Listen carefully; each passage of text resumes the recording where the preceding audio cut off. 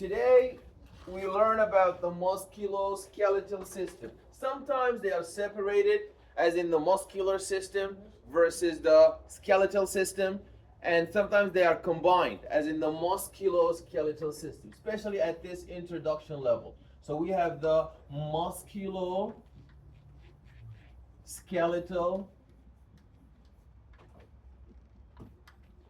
system. So we learned last week that we need the nerves to conduct the action potentials, and the action potentials are going to propagate through the nerve, and the nerve is going to stimulate the muscle. So we said that what is the building block of our nervous system? What are the cells of our nervous system? These are known as the neurons. Excellent. So the neurons have an afro. This afro is called, what is the afro head called? The dendrites. Excellent. So these are the dendrites. These are the dendrites. So the dendrites are connected to this computer here. This computer with the nucleus. This is the nucleus. This is the nucleus. This region that has our nucleus is known as the cell body. Excellent. Also known as the cell body or the soma. That is the computer where the integration takes place, where the processing and control takes place. Then you have this region here known as the axon hillock. This is the axon hillock. That is the axon hillock. And then you have your really long axon. You have your axon. And lastly, you have your swollen ends, known as the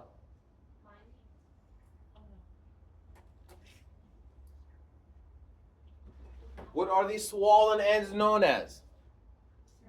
Yes, these are the terminals that release these balloons, these vesicles, and inside the balloons, inside the vesicles, what do we have? Inside the balloons, inside the vesicles, we have the chemicals. These chemicals are known as? Excellent. Who said that? Excellent. Good job. Very good. These are known as neurotransmitters. So these neurotransmitters, so that's a nerve. This whole thing here is a nerve. Then the nerve is gonna release all of its content to the muscle. So now that's why we call it the neuromuscular junction. You know, they say the Broadway junction, Brooklyn, Queens junction. So this is a neuro, this is a neuron. So obviously this is a neuro, and that's a muscle. That's a muscle. That's a muscle. So we know that as the muscular. So this is the neuromuscular junction. There's a space that's empty here, known as the synapse. This is the synapse. So these balloons are gonna let go of their neurotransmitter content here. What is the main neurotransmitter that we secrete here? It's known as acetylcholine. ACH, acetylcholine. So acetylcholine is going to bind to receptors on the muscle. This green neurotransmitter is going to bind to receptors on the muscle. When the neurotransmitter binds the receptors on the muscle, that muscle now is going to contract. So again, action potential. Depolarization, repolarization, depolarization, repolarization, depolarization, repolarization, depolarization, repolarization. Then you would have exocytosis. The vesicles are going to let go of their neurotransmitter acetylcholine, and that's going to cause depolarization in the muscle, and that's going to lead the muscle to contract. When the muscle contracts, what happens to the bone? The bone is moved like a lever. So we have two sets of bones. We have bones that are agonist on one side, and we have muscles that are agonist, they initiate the movement, and muscles that are antagonist. So if you want to flex your elbow, you want to flex your knee, you want to flex your hip, you have to contract the agonist muscle and you have to relax the antagonist. Otherwise, it's going to oppose it. If both of them contract at the same time, you're never going to be able to flex your muscle.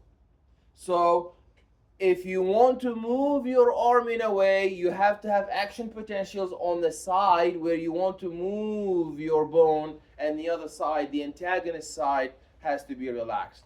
So here we see a connection between in fact, it should be called the neuromusculoskeletal system. But they don't say that. They don't call it the neuromusculoskeletal system. But it really is. It really is the neuromusculoskeletal system. Because if it wasn't for the neurons, if it wasn't for the action potentials, if it wasn't for the membrane voltage change, the depolarization, the sodium influx, depolarization, the potassium efflux, repolarization, if it wasn't for all of that, you're never going to have stimulation of the muscle. And if the muscle doesn't contract, you're never going to be able to move your bone. So you walk because your nervous system is causing contractions. And the contractions of the muscles are causing the bones to be moved. Okay.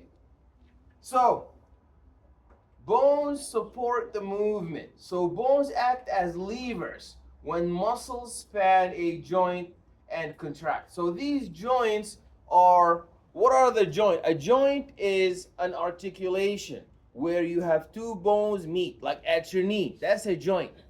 At your hip, that's a joint, where you have two joints meeting and articulating together. Bones aren't just there for movement. People think that bones are actually there to help us move only. Actually, that is not true. Bones are very important for calcium and phosphate homeostasis. We talked about this in the very first lab, how in biology we're so concerned with homeostasis and with reproduction. So when there's too much calcium, we take it from the blood, we deposit it in the bone. When there's too little calcium, we break down the bone and send the calcium into the blood.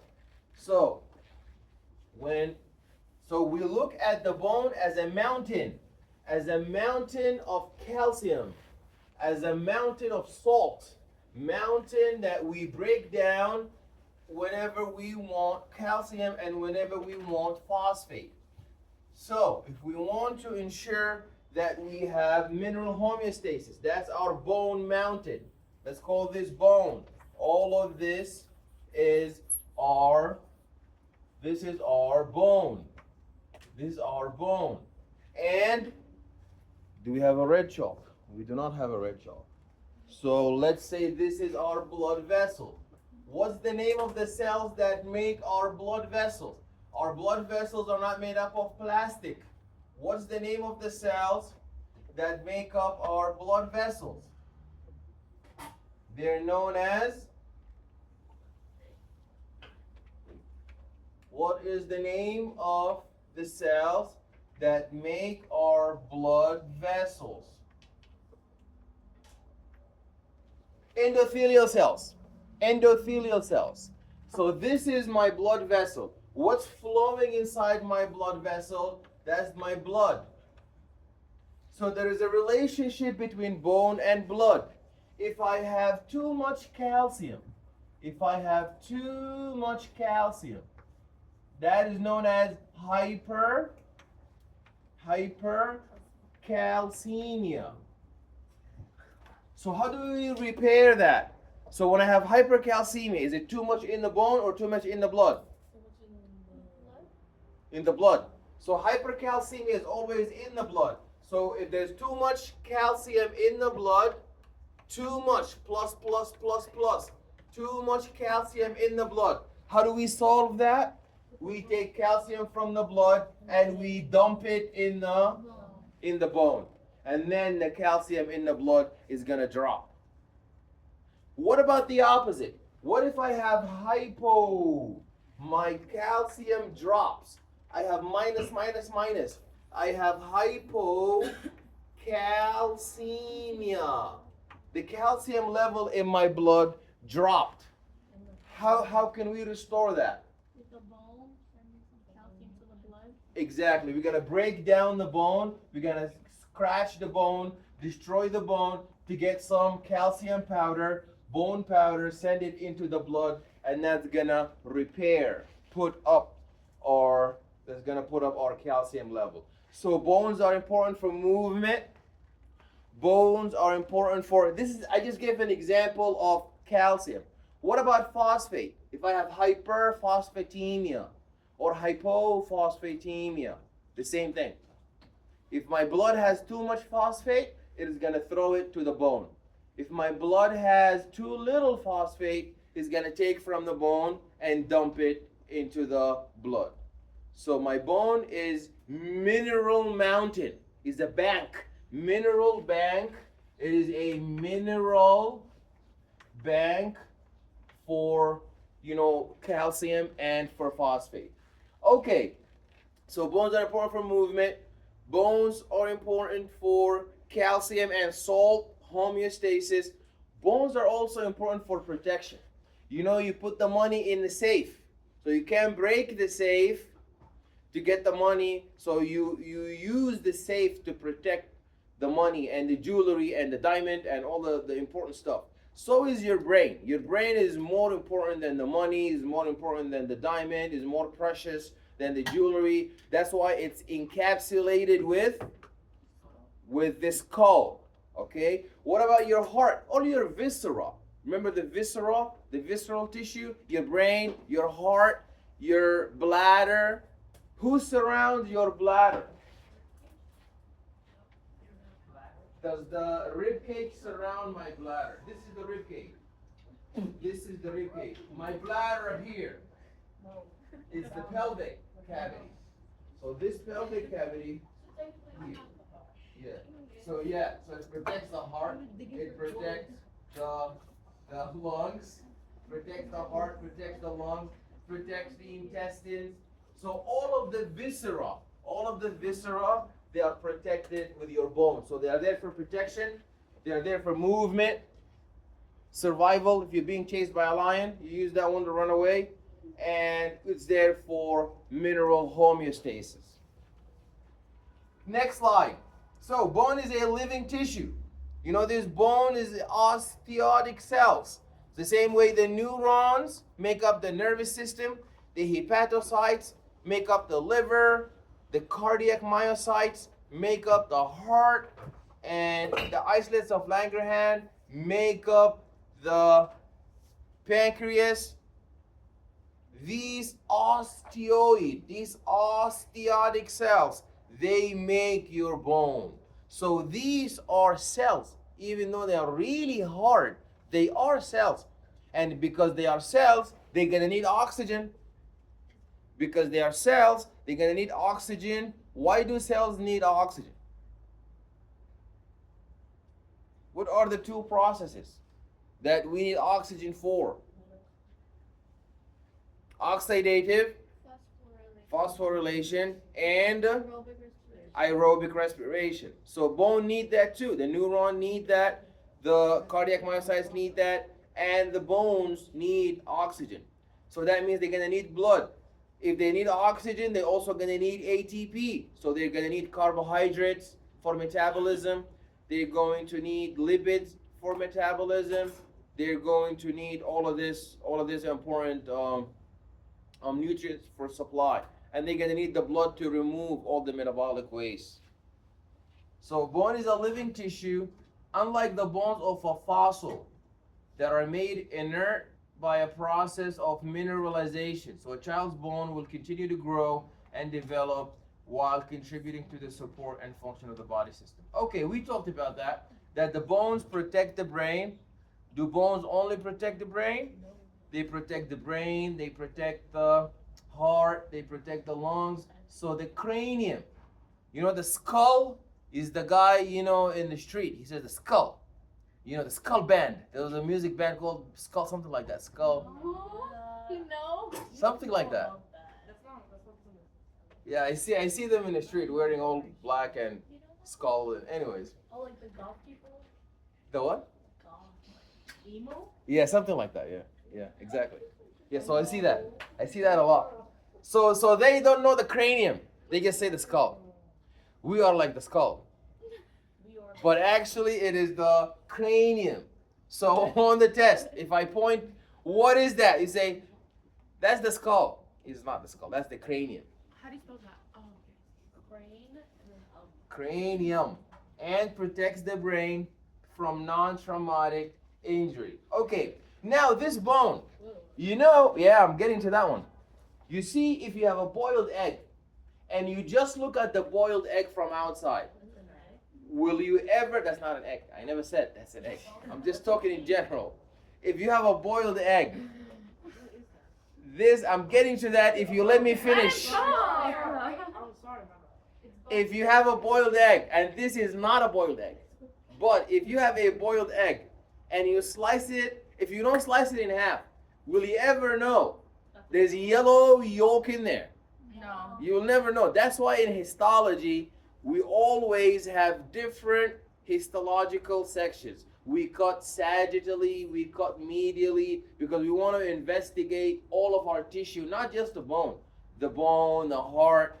We learned all that we know about the cells by these different cuts. So that's when you cut the bone in half. When you slice this bone through the middle, this is known as a sagittal, that is known as the sagittal plane. When you cut it in the middle, it's white from outside, like a boiled egg, but from inside, it has a little bit of yellow. That's yellow marrow, and it has red tissue. So they learned that this red tissue is known as the red marrow. What do you think the red marrow makes? Blood. That's where the red blood cells are made. Red blood cells are made in the red marrow inside the bone. Then what is the yellow? The white blood cell. The yellow, they're called white blood cell. That's yellow. Yellow and white, they're not the same. Plasma? Plasma is, yes, plasma is a yellowish creamy color. But yellow is butter. Yellow is always butter, right? So what is that? Yeah, that is butter. What? That's fat tissue, lipid. So why do we have lipid tissue inside our bone? Why do we generally need lipids? We need lipids for protein. Protein is separate. Energy as an energy source? No. Okay. Remember when we were talking about the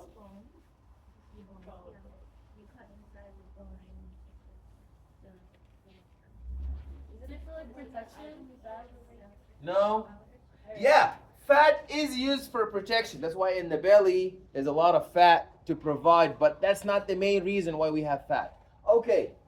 Remember we said we have 4 different classes of macromolecules. Macromolecules. These macromolecules are protein. That's number 1. That's protein. Number 2, you have carbohydrates. Carbohydrates. Then you have, carbohydrates are sugar. Then you have number 3, those are lipids.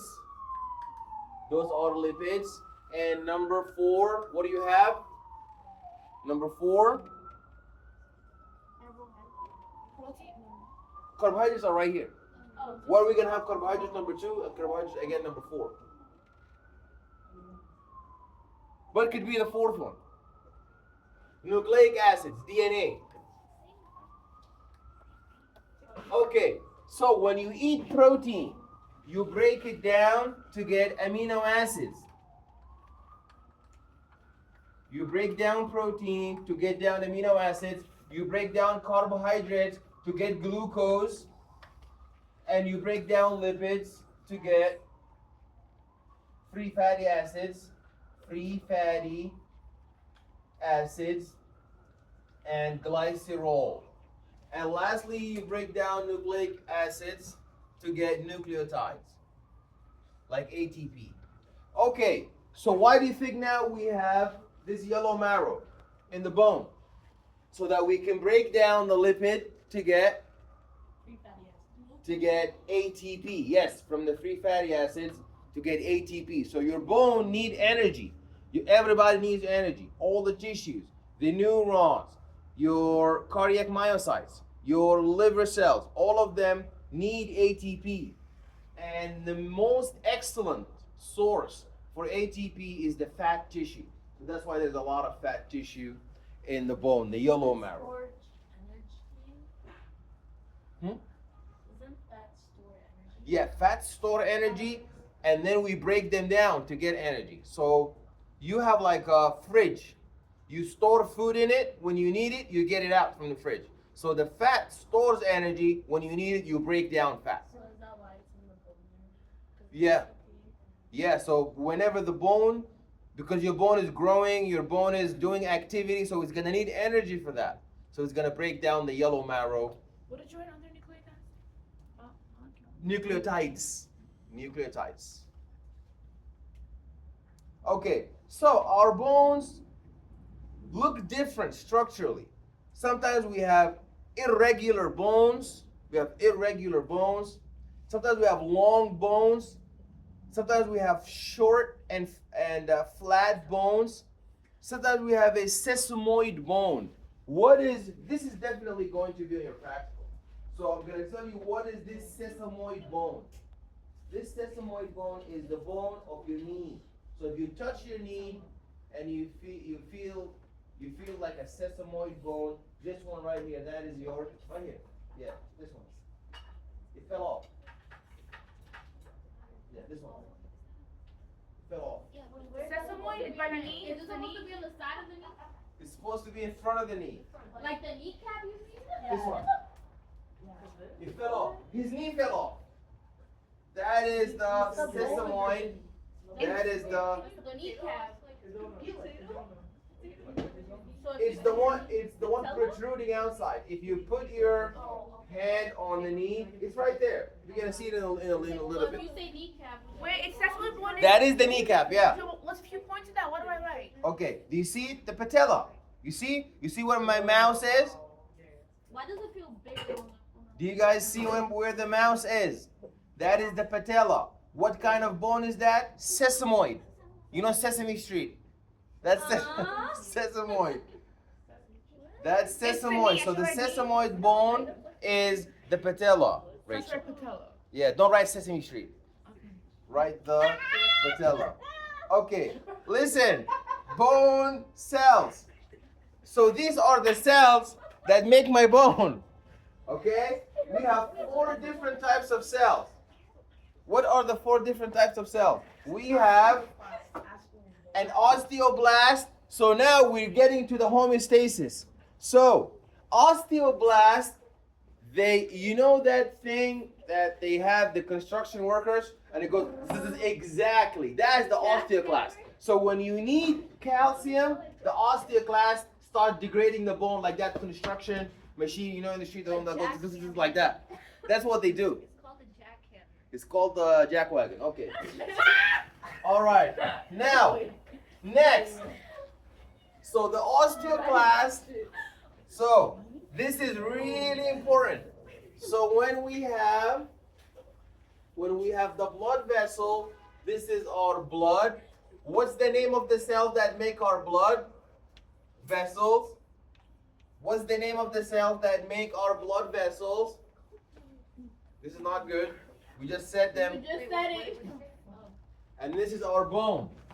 Mountain. This is our bone. Epithelial cells. Nope, not epithelial cells. Epithelial cells have nothing to do with the blood vessels. Erythrocytes. Okay, very wrong. That's the red blood cell. Erythrocyte is the red blood cell. You see, it looks like that. Endo, exactly. Endothelial cells. So I have to write everything now. I have to write everything. Endo, E-N-D-O, filial cells. Okay? Endothelial cells. You know I only write 75%. Was that hard? Was The that rest, hard? okay, that's your job. What do they do? Endothelium, these are the cells that make your blood vessel. So this is how cancer is able to spread in the body. It causes something known as angiogenesis. It makes the endothelial cells grow. It makes their own subway line of blood. So it makes blood vessels. So if these blood vessels, they are cells. The bone, people think bone is a rock. People think blood vessel is plastic tube. No, blood vessels are cells, endothelial cells. Bone cells are cells. We're going to talk about these cells now. So if I want calcium, if I have too little calcium in the blood, I'm going to need calcium from my bone. Which cells am I going to activate? The osteoclast. So these are the cells, osteoclast. These are the cells that have the jackhammer and they start breaking down. Nope, the osteoclast build up the bone. So, but they don't have a jackhammer. They have enzymes. They have lysosomal enzymes. They have lysosomal enzymes. They have degradative. They degrade degradative. Wait, Professor, they break or build up the bone? They break the bone. You see, if you look, you can tell. The arrow is pointing down. Calcium is dropping. I have too little hypocalcemia. So that means I'm going to need calcium. So I got to destroy my bone with the jackhammer so that all the calcium can go into the Can you write meter, please? bone. Okay.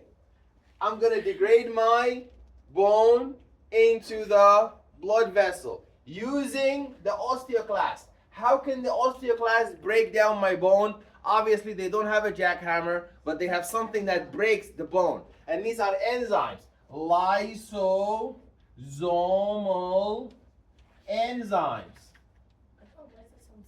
Okay? Proteolytic enzymes. Degradative enzymes. These are all weapons. Acid. They have acid. You know acid burning, H+. Acid.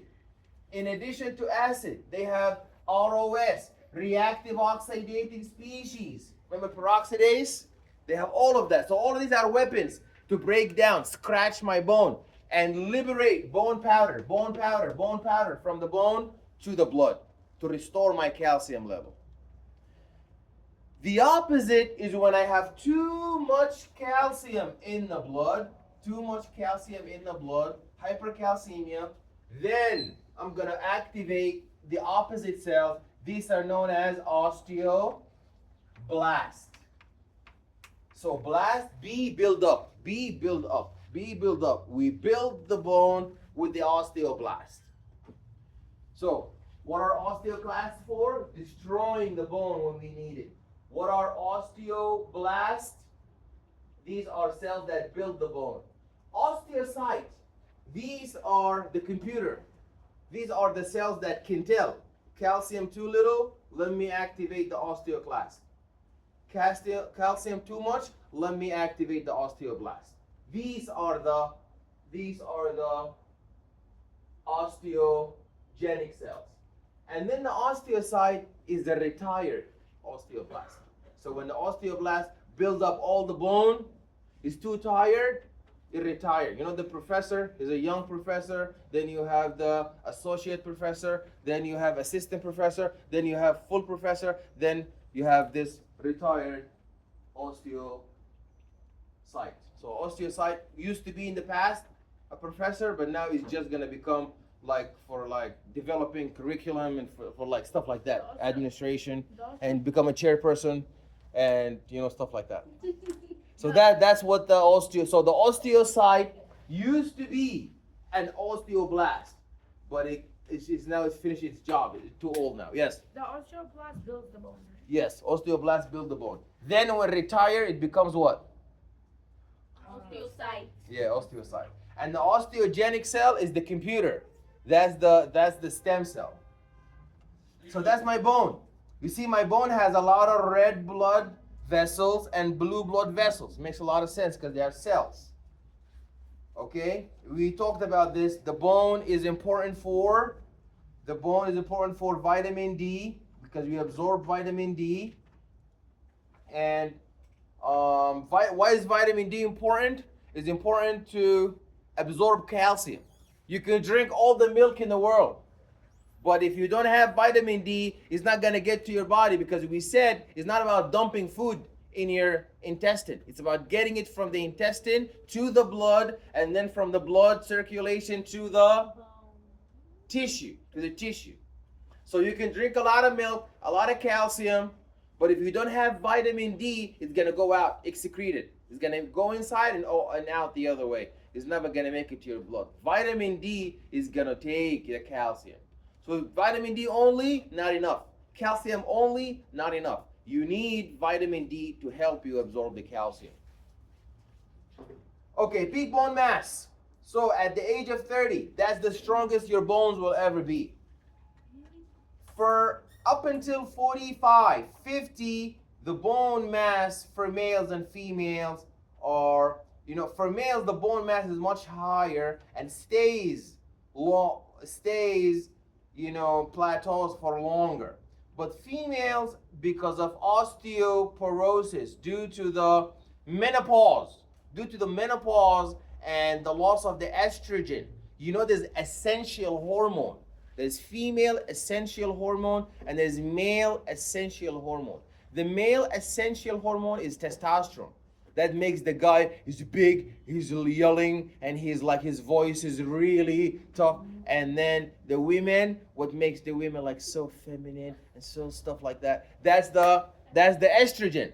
So now when women get really older and when they hit menopause, they can't make estrogen no more, so their bone gets weaker, their voice is not like how it used to, their body changes. So then they do estrogen replacement therapy. But that has to be moderate because they realize too much estrogen, that's gonna cause breast cancer. Okay? So you see, so if I ask you on the exam, why do women have a sharp drop in the peak bone mass at the age of 50 years old, you say that is because of menopause. You want to make something up? You said lack of estrogen. Yeah, lack of estrogen. How is that making something up? I heard you say lactose or something. No. I'm kidding. Okay, anyways, so these are that's the calcium homeostasis that we talked about. You see? Look at this cycle here. So increased calcium level. You see, that's the pointer. The thyroid gland is going to release calcitonin, and the osteoclasts are going to be inhibited, and calcium reabsorption in the kidney is going to decrease, and calcium level in the blood is going to increase. So we mentioned that we destroy with the jackhammer the bone, and we get more bone, we get more calcium from bone to the blood. Another thing I didn't mention is that your kidneys are going to stop throwing calcium in the urine because you need it. We talked about that when it came to acid. If you need acid, your kidney is going to stop throwing hydrogen proton in the urine. Same thing with calcium. Same thing with phosphate. Every electrolyte. So when you have hypocalcemia, you're going to trigger osteoclast and you're going to stop your kidney from throwing calcium in the urine because you need it. And the opposite is true. If you have too much calcium, then you're going to build up by initiating osteoblast and by causing the kidneys to secrete calcium in the urine. Okay, so these are the muscles. So the muscular system, this guy is doing yoga. The muscular system allows us to move, flex, and contort our body. I've never heard this word before. Contort our body. Practicing yoga, as pictured here. This is a good example of the voluntary use of the muscular system. So you see, we talked about that in order to flex your elbow joint, you have prime movers and synergists. These are your agonists. And what must happen to the antagonist? They must be inhibited or relaxed, yeah. So these are the major muscles. I mean, we're not talking about the tiny muscles. You got to know just the very big ones. I mean, like the deltoid muscle. I mean, the guy in the gym knows that one, the deltoid. So this, you gotta know that one. This is the deltoid muscle. The muscle of the chest, that's the pectoralis major. Write this, please. It's on the slide, Rachel. You see? Look, that's the deltoid. It's a very big muscle. The biceps, but he will only say biceps. It's actually called biceps brachii. The biceps brachii. Okay? And then you have your pectoralis major. Around your eye, you have your orbicularis oculi. Around your lips, you have your orbicularis oris. So they're there. They're not hidden. Okay? This is where you're testing this on? I'm not gonna ask you about, I'm gonna tell you exactly, I'm gonna give you a study guide of which, like the muscles that are here. Like for example, I will ask you, we will literally have this on the lab practicals, and I would point to this. What is that? And he will say the deltoid, and you get 1 point. What is that? That's the biceps brachii. What is this one on the bottom? That's the triceps brachii. Okay, so I will point to which bones you need to know. Yes? Yes. Okay, if you just say biceps, you get half a point. If you say biceps brachii, you get a full point. Okay? I have a question. On the study guide, can you put like the whole like, arm and with the labeling and Yeah, everything? it's on the slide. You see, it's right here. You see? Look. Just the big ones. The deltoid, the really big one. The orbicularis oris around your lips. The orbicularis oculi around your eyes. The pectoralis major. And on the lower limb, we have strange looking muscles, but the major ones are your rectus femoris. That's your very big muscle in the middle of your thigh from the front. And you have this sartorius muscle that is like a helix. It goes around. But we will only talk about the ones we have models for. Okay? You see? Do you see your orbicularis oculi? That one, so it's right here. Oculi, there is two orbicularis. There is the orbicularis oculi around the eye. You see? Do you guys see right here? That's the orbicularis oculi. And then the one around the lips, this one, is the orbicularis oris. Yeah, good.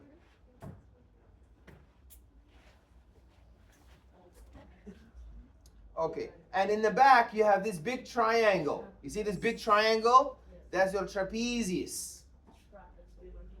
And these are the intercostal muscles. Remember, we need those for what? The intercostal muscles. For breathing. Remember you did that video about how your rib cage, when you want to take a deep breath, they expand, they pull out your rib cage to expand the lungs to accommodate a lot of air in the lungs. So these are the intercostal muscles. Okay, that's the trapezius. So these just show you how the muscles are.